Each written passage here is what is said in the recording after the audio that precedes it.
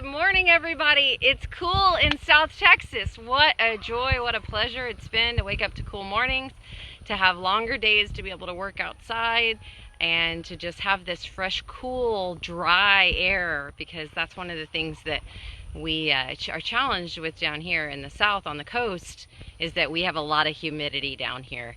And I would say even in our driest days, it's still pretty humid for other parts of the country. But it's been nice to be able to it's just a little bit nicer to have the ability to, I don't know, walk through cooler air. It's light sweater with morning chores, and by this time, I'm already sweating. I'm thinking about putting some shorts on. Exactly. But tonight, it'll be cool again. Well, I wanted to talk a little bit first about those flowers that you had a shot on earlier today. One of the things I wanted to mention is that those flowers actually went into a wedding this last week.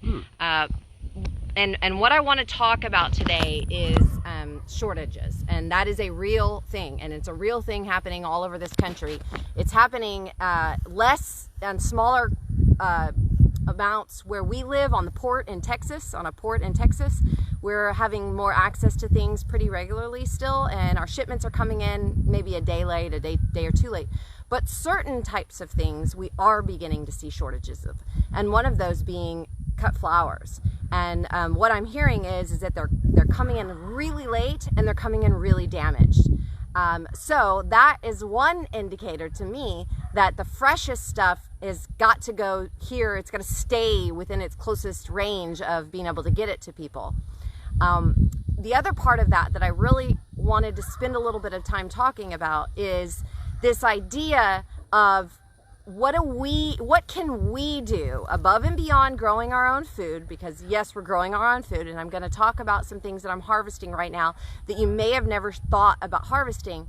But what can we do to ensure that we have access to the foods that other farmers in our community are growing, other farmers in Texas are growing? Because when we go to the store right now, even in our area, we aren't currently short of the things we eat. So the produce section I have not seen a hit there. Exactly. It's mostly fresh in the box produce, items. Fresh vegetables, herbs and eggs. Eggs, have you seen shortage on eggs yet? Not yet. So the things that we purchase are still in the side of where we're able to get access to that. That's most likely because they're coming from a little bit of a shorter distance because of the choices we make and how we purchase things. Also, in addition to that, the funny thing is we actually don't purchase from the grocery store a lot of the things that are actually still available because we have access to those things on our own property. But definitely the grains, the breads, the cereals, some of that stuff is not available yet. But one of the things that we are expecting to get progressively worse, and again, I want to say this and with the most love and kindness and heartfelt information as I can give you, because I don't want anybody to panic. Because the truth of the matter is that most of what's going on has more to do with how we as humans are reacting to what's going on than what is actually going on. There's still as much food being produced as there was before. But part of the big issue right now isn't just how we're panicking and reacting, but humans created systems that are now breaking down because we don't have the same sort of easygoing, efficient levels of distribution that we've had where we were going all over the world. And one of the things we talked about on the podcast just a couple of weeks ago, for those of you that don't know, and I would guess that most of my audience has some indicators about this already, but that is that chicken that is sold at the grocery store, oftentimes, even if it was raised in the United States, is actually shipped to another country for cheaper processing and then shipped back over the ocean again back to our grocery stores. So even while it's been raised in America or raised in Texas, it's not really what I would consider a Texas product. And so those are some things that the stuff that's wrapped in cellophane, there's a reason it's wrapped in cellophane. It's because it's been shipped across the ocean. And those shipping across the ocean issues are part of what is coming to us. So what can we do aside from harvesting and understanding the things that we harvest from our own gardens, and aside from growing our own stuff? We can make sure that we know every farmer in our area. And let me tell you why. Not just because, oh, I'm gonna just keep going and helping them out and all that. Not because you're helping the farmer out, but because what you're doing is creating a demand so that the farmer can understand how to create the supply for your needs.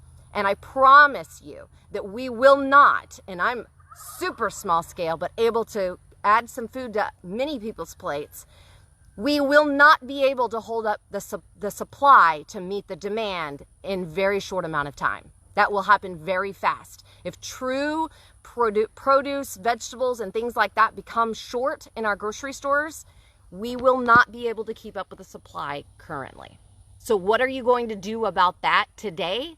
You're going to make sure that any of the local farmers at the farmers market know your name. You're going to make sure not only do they know your name, but they know you are a loyal farmers market customer, or you are a loyal farm customer. Because the first thing we're going to do is we're going to send an email to everyone who has made sure that we know that they want access to the food we have to provide, and those will be the people that will get what we have. And it will go that fast with our friends that sell beef, chicken, pig, all of those things. The same thing, the eggs, all of it. All of it will go to the people who have stayed connected to us. Not because we're trying to be mean, not because we're trying to be elitists, but because we have to move food as fast as we can and get back to the farm and produce more food in order to keep up with the supply and the demand that we are not going to be able to keep up with anyways. And tell me if I'm wrong in saying this, but if I've got a few extra dozen eggs on my hands, I'm going to give them to my friends. That's exactly right. We're going to feed our friends. The farmers are going to feed your friends and their friends. And again, I want to say this. It's an easy choice to make. That's right. It's not an elitist thing. It's a quick, move this fresh produce fast. Move it into your hand so that I can get back out in the field, or I can go move my chickens around, or I can go take care of a new flock of baby chickens that I need to take care of, so that whatever the reason is that we're doing it, we need to move that food fast. So this would be even a situation where the strongest farmers markets, the farmers markets that have the best customers, that farmer knows that they can show up at Saturday morning at 9 a.m. and they are sold out by 11 a.m. and they can head back to the farm and do more work that day. These are the things that I have been actively teaching over the last minimal decade, maybe two, but now we know why. Now we can actually understand why it's essential to be in a network of the small growers in your area and to be known by the small growers in your area, in addition to being a grower of your own. Now, let's transition over to that, because that is as important as being connected with the local farmers in your area. So one of the things that I learned yesterday when I was at a farmer's market was that a lot of folks really just don't have an understanding of all of the different fresh and beautiful greens and things that you can eat out of their gardens. And that's okay, because it hasn't been something that we've necessarily felt like we needed. But now understanding not only that we might need it, but in addition to that, there are actually so many beautiful flavors. And one of the best things we can do for our overall health while we're working to stay well is to ingest 30 plants a day. So just the touch of 30 different plants might just be 7 or 8 different types of leaves off of things that you're growing, and things like edible flowers that you can grow and eat, things that people never even knew. And so while maybe today you aren't having an issue with the food shortage, but you are preparing your children for the idea that they're going to need to eat some of these things. You want the things that you bring home and you put in front of them to be beautiful. You don't want them to be kind of green, all green and kind of brown. You don't want that. The kids aren't going to want to eat it, but they will want to eat beautiful, fresh looking things, flowers, pretty colors, all of those types of things. And yes, they're going to shirk it until they're hungry. And when they're hungry, they're not going to shirk it. And what you've done is given them the ability to shift faster into eating what's available, that kind of thing, okay? So if kids are only eating cereal and macaroni and cheese from the boxes and the box shelves are empty, now what are you going to feed them, okay? Yeah, at the grocery store, that's what I'm saying, is the middle of the store, the box stuff, that's where the holes are in the shelves. Right. And the thing about it is that to say that that we can't begin to think about those types of things, and that kids will never try that stuff, and that families are not going to grow vegetables and families are not going to grow, that may be fine. That may be a truth that is happening today, but we owe it to our children and to our future and to our legacy to begin to teach them things today that they may not even use for 5 years, 10 years, or 20 years. Sandy just wrote, she popped some moringa, Turk's cap, and roselle leaves into our smoothies this morning instead of buying plastic containers of baby spinach, which is what she might have been doing before. Yes, exactly. And that's the thing. So this morning I took a bucket just like this, and I did this in the morning, and I want to remind you all that I believe harvesting, especially when you're talking about greens, needs to happen earlier in the morning. Ideally when the air is still cool, and ideally when the leaves have dried off, because we deal with a lot of morning dew around here. So right now is actually a pretty good time. It's starting to get into the warmer part of the day, but we're certainly in the lower temperatures, and so this would be a good time. And I want to start out right here. This is a massive patch of edible greens, tons and tons. Soft enough to be eaten just like spinach, as delicious, maybe even more flavorful than the Bloomsdale spinach that you're used to eating. And this is just a sweet potato green. That's it. Someday, whenever the first freeze comes along and knocks this out, I'm going to dig up a lot of sweet potatoes from this area, a ridiculous amount of sweet potatoes. Hello, friend. Hi. That's my bee friend. He thinks I'm a friend. Is that a bee or a fly? Look at me. It's on my face, whatever it is. I don't want to swat at it, though. Okay. So these are some things to keep in mind, and I just go through and I pop off the really pretty ones. And just look at that, okay? These really do have nice flavor, and they're so thin that they're gonna be that same texture that you're used to from the spinach, okay? So this is an edible thing, and the thing about sweet potatoes is that all you have to do is do sweet potatoes one time, and then always just make sure there's a few little runners in the ground behind, which is going to happen whether you do it on purpose or not. They're going to come back up again every year. So now, in terms of the permaculture style gardening that I've done, these 2 or 3 rows where the slips have grown into and everything is grown into will always be my sweet potato island over here. Does it prevent you from planting other things on those rows when they do get knocked back? Yeah, well, probably what I'll do is maybe just a nice little cover crop that just kind of covers the soil up again, just so that it doesn't get into a situation where it's like just a bare ground. And you know I don't like to leave bare ground. No. So that's one thing to keep in mind. Another thing to keep in mind is that you can go in here. Now, this is one thing I can talk about using as a cut flower, but it's Celosia, and this version of Celosia is related to the amaranth. Amaranth is a grain that we eat. So now this doesn't create the grain that we eat, but it does create the same sort of leaves. These leaves are edible. So these are things you can eat as well. Okra leaves. Now, one of the things that's important about your okra is I try to go back in, especially as we're still dealing with the humidity and stuff like that, and these are all summer plants that have aged with the summer and had some, I go in, I don't feed anybody those things, right? I don't want that. I don't want any of that stuff. Here's a little okra. I'm popping those off every single day. But here's a nice leaf. And look how pretty that is. And it doesn't have a lot of that spiny stuff on it. Yeah. Okay. And then if you go with the tiniest ones like that, they're just real fresh and green, little pops of sweet green, and they're pretty, so they're attractive to people that might not normally want to eat green things. So that's the thing. Of course, you've got the bigger leaves here too. They're also, all of these are edible. Any of those leaves are edible. Look at this field of sweet potato greens. Every bit of this could be thrown into a smoothie, can be put on a salad, could be the base of something that you put a salad on top of. Anything you can do to get greens into your household. Are these sweet potato blooms? Is that what? Yes, absolutely. And in the morning is a good time to harvest your sweet potato blooms. I could fry those up, or? Yes. Okay, when we get back down there, I'll show you the squash blossoms. But I'm gonna come back in here in just a minute and show you what I am planting. And this is part of where I'm going back in as I've pulled out my radishes and I'm harvesting from my mustard greens and kind of cleaning these rows up. You can see where my carrots are starting to pop up, but then also where I've got some holes where I could then go back in and plant a broccoli plant or plant some other seeds there as well. So you can see that. Now, getting in over here, some more of the okra leaves that we've talked about, and these are some of the rows that I've begun planting. The pansy flowers are edible flowers. That's a nice way to decorate and encourage your children to eat salads just because they're pretty. It's something to talk about. I promise you this is an effective way to get kids to eat vegetables. Now, yes, they are going to say no. They're going to say no thank you. They're going to be, bleh, you know, whatever, but just keep at it. Don't give up, moms and dads, because they will try things. Joe, what do you think? Do they try things eventually?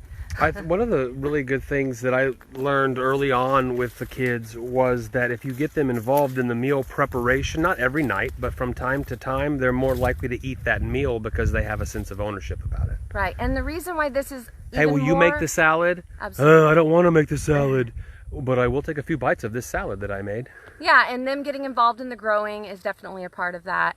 And our youngest, whenever we first got together, she was really young, and she was a macaroni and cheese chicken nugget eater. Chicken nuggets in the freezer. And corn, you know, the typical like... I'm making 2 meals now. I'm making the meal for everybody, but then here's your special meal, chicken nuggets and whatever. Yeah, and the thing about it is this has always been important and something that we've always talked about. Seems like 100 years ago. But the thing is that now, if the shelves don't have what they're used to eating, what are you going to do about that? And that's the thing we're talking about now.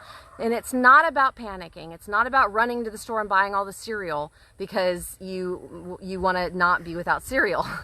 It's about getting to know your farmers, and it's about getting more actively involved in making sure that you have available for your family things that they're willing to transition into. So start with the vegetables that you know they'll eat, and then add pretty to it, add rainbow to it, add color to it, add something interesting to talk about.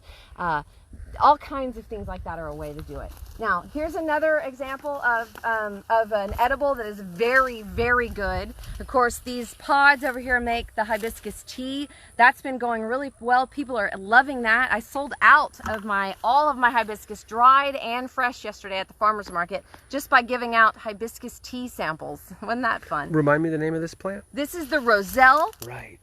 This variety is a Thai roselle, so it's just now starting to set. But look how pretty these leaves are. Isn't that cute? You got some shapes like that. And that's edible. Yes, absolutely. And then you've got some other shapes a little bit bigger and whatever. And not only is it pretty and a little bit soft and thin, it has good flavor. It's tart. It is right? tart. A little sweet too, even. Yeah, it's like a Sour Patch Kid. Like a Sour Patch Kid. Look there. We'll let you borrow those words. Sour Patch Kids. We're eating Sour Patch leaves. So that's some stuff I definitely wanted to make sure that we talked about today. Now, as we come down here, talking about the wait for me, edible flowers, this is the time of day to harvest your squash blossoms. I'm going to give these to one of my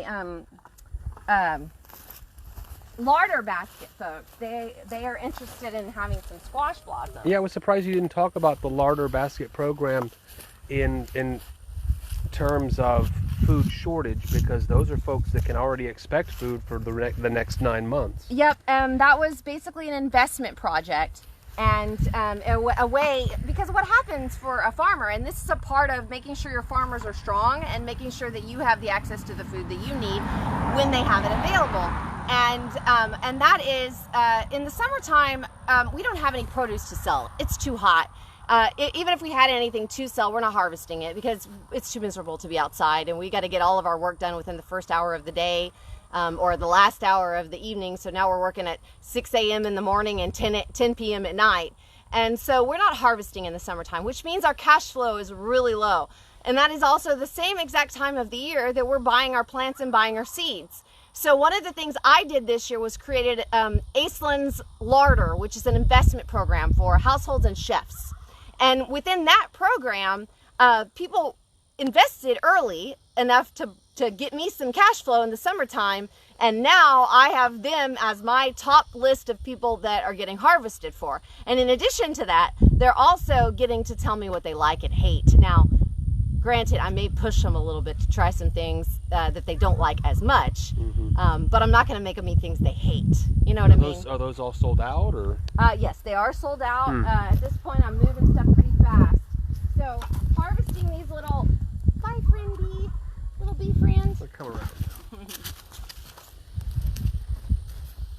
So each row, as you see a clean looking row, it means new babies are starting to come up.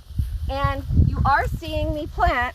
These are the types of things I'm planting. Now, I showed you this a couple weeks ago, but I'm just using like old bottles. Look at that, like nice little flip top lid. If you use doTERRA, then, or even probably Young Living, you have containers like this all over your house. Yeah, I hate to throw those away. I hate to throw them away also. But then also, if you order your seeds, this is a way that especially the pelleted seeds come in these little containers as well. So I've got a fall mix in here, which is all my old seeds and any cover cropping seeds. Let me dump some out so that you can see that. So mixed in here is just kind of like random seeds that may or may not, you know, do anything at this time of year, may freeze, but that's okay because they're old seeds. Mix. I did. Okay. You know, there's a cantaloupe and a sunflower and an okra, which they will germinate this time of year, but they might not produce anything. That's okay. Because in the midst of that, I've also got some basil, I've got some dill, I've got some cilantro, I've got some other little stalk flowers, radish flowers, all that kind of mixture. So this is all of my seeds that I harvested myself, mixed with old seeds, mixed with freebie seeds I got from somewhere. So whatever comes up is fine. Yep, exactly. Because I can go back in here and look at this and say, okay, well, here's a nice sized carrot coming up, and this is one of my wildflowers. This is a weed. This is cilantro, alyssum. This is some alyssum right here. Carrot, carrot, carrot, carrot, carrot, carrot, carrot. But then as I go through each row, I'm cleaning this stuff out and replanting new stuff in. Things to know, like when you're doing permaculture style of growing, and this garden, now my other garden is irrigated, so I've got water on it all year. This garden didn't have any water this summer, but I've got echinacea that lasted through the summer. So now I have a plant that is medicinal and culinary as well that I can put into things that grew throughout the year, and I'm able to harvest at this point in the year. Now I want to add that into Monday, November the 15th, I am hosting my friend Justin Duncan. He's a sustainable agricultural specialist for National Center for Appropriate Technology. He's in the South Texas office. So that means he helps to cover the South Texas area, and he is one of the smartest people I've ever met when it comes to entomology, that's insects, plants, horticulture, agricultural production, and he also knows a lot about plants for health, plants for forage type of situations. He can tell you anything about not only the culinary use of specific types of herbs and plants, but he can also tell you other types of medicinal ways to use them and what parts of the plant are used for what parts of the medicinal purpose. So say the root is for one thing, the flower uses for something else, the leaf uses for something else. That class is going to be on November the 15th at 10 a.m. in the morning, and I'm selling it by the carload. It's called Herbs for Health, and it's $44 a carload. I've done that because we don't have a ton of parking out here, but in addition to that, if you add 4 or 5 friends to your car, that makes the ticket price pretty cheap to come out here and spend a couple of hours with Justin Duncan looking at all of these plants. Not only is he going to be walking the land of the kitchen garden areas and looking at our culinary herbs and telling us what plants can be used for, what other things can be foraged from, but he's also going to be walking all of the land, not all of it, not every inch of the 10 acres, you know what I mean, but he's going to be helping us understand what's on the native land that we can actually harvest and get medicinal and culinary uses for. Because these are other types of situations where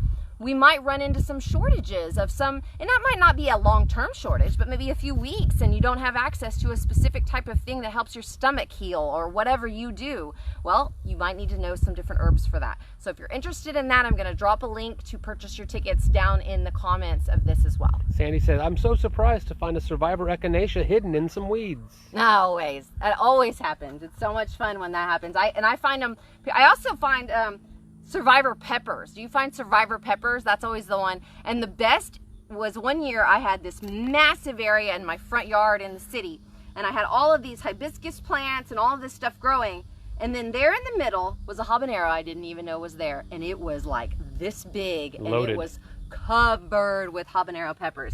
So it's always fun to find those. Now some other things I just wanted to quickly say. That was our first stab at the beep burning Habanero sauce. The habanero sauce, the burning, the beep burning that's on the podcast.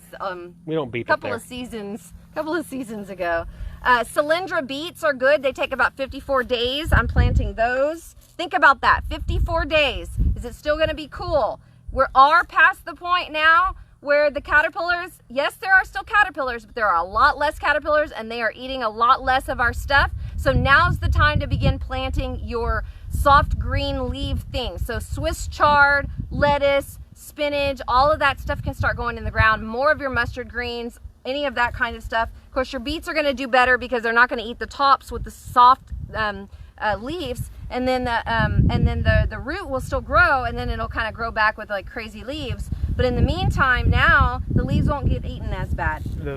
The reduction in caterpillars is a function of the temperatures? Yep, it's just time. They're migrating. The monarchs have come through. They've laid their eggs. They've grown caterpillars. Caterpillars have eaten everything up. They've done cocoons. They've turned into monarchs, and now they're flying away.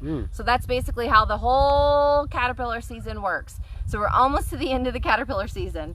And then... That's a funny way to put it, caterpillar season. Exactly. So some bolero carrots, so lots of carrots, lots of beets, turnips, purple top turnips. I'm planting all of those as well. Of course, like I said, the lettuce, the spinach, Swiss chard, kale, any of the soft green things you like to grow. This is why I lose my shears, by the way, because I get up and walk off and they're on the ground.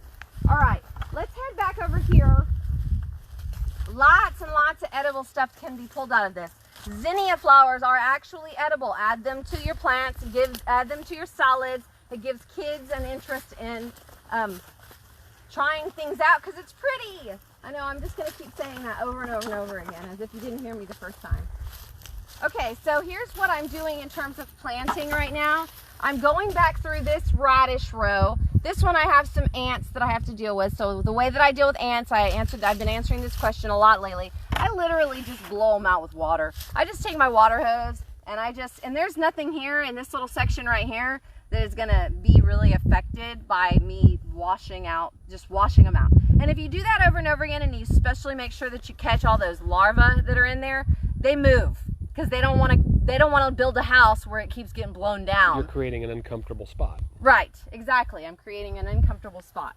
So as I'm going through here and cleaning all of this stuff up, I'm going through and picking out, and I know this seems really tedious, but you guys, this is the best way to not have to take over acres and acres of land to grow the same amount of produce. You just go back through, you pull your weeds, and then you fill in the spaces. Now I could go in here and fill back in. Let's see what would be something that I would grow really well here. Maybe this would be a good start on some beets. Go ahead and start doing some beets, maybe some turnips, always carrots. I'm popping those in, but I'm also popping in all of these little babies over here. So then I'm looking here to find myself a good bare spot. It's literally this simple. Look, I didn't till this row. I didn't tear everything up. I'm finding myself a hole. This is no different than the way I did it in my backyard garden. This is a permaculture style of growing. I'm planting my broccoli. Now these are not broccolis that I started. These are actually my my help. My help would be buying or purchasing. In this particular situation, I did a trade as an investment. They're getting produce. I'm getting some plants to grow more produce. That's Get Growing Leo Ruiz. These are plugs that are organic and they come from a grower up in the Austin area. Broccoli, Green Magic broccoli. I'm gonna put it in right there. It's literally that simple. Now this broccoli is gonna grow up and big right here. So what do I wanna do around it? Well, I'll just kind of keep tending this stuff here. And then if it gets to the point where I start to have bare space around it, this would be a really great place to grow carrots because carrots will grow down low around the ground and the broccoli will grow up and big around this. Now, the first freeze we get, I'll start to lose some of the sunflowers and things, but in the meantime, I'm growing green, I'm growing carbon, I'm holding carbon in the soil, I'm creating potentially something that creates more carbon and stuff out here, or something my animals could eat. Might put on a flower that keeps some of those pollinators happy as we start to get into the time of year when there's no flowers or green or anything like that to keep the pollinators happy anymore. Other things that I've got going in over here, you can see some butter crunch lettuce. So of course, like I said, it's time to not only plant your seeds, but you can go ahead and buy the starts for that. I'm also doing the graffiti cauliflower, the snow crown cauliflower. And I'm also doing this yarrow as well. This is all stuff that I'm putting in right now from transplants. I'm also putting in Brussels sprouts, celery, artichoke, all of those things I'm putting in from the transplant. I'm seeding lettuce. That's a big one that I'm seeding inside my greenhouse. Spinach, seeding inside my greenhouse. Remind me what you mean when you say you're seeding it. It means I'm starting it from seed, as opposed to purchasing it from a transplant. You put the seed in the soil and begin watering it. It germinates, and that's the plant that you eventually Now plant. Whether that's seeding it direct, because I do direct lettuce and spinach. I do direct those things. Things that I wouldn't necessarily direct sow would be, I don't like to direct sow any of my cabbage, broccoli, cauliflower, Brussels sprouts, or any of that. I think it's just much easier to do those in starts and then place them where I want to place them and be more adamant about that. So that's just some things to keep in mind about all of those types of things, right? So that's what I have to say pretty much about today. And like I said, I want to say this with as much kindness and heartfelt. This isn't a situation now where we're saying, oh yeah, you should do this because I say so, or I told you so, or any of the things, the panic, crazy, we have to be scared. This is not your typical media outlet here, okay? This is your friend Aislynn, and your friend Aislynn, who grows food, is saying it's time to start taking this stuff very seriously and make sure that not only do you know as many local farmers as you can, you're heading over to the farmer's market anytime you can, you're growing what you can, and you're attending educational opportunities. They don't have to be all mine, but you're attending educational opportunities that help you learn how to cook the things that you maybe never have cooked before, or learning how to teach you how to forage things you've never foraged and used before. They're learning to teach you things about medicinal ways to use different plants for medicinal purposes.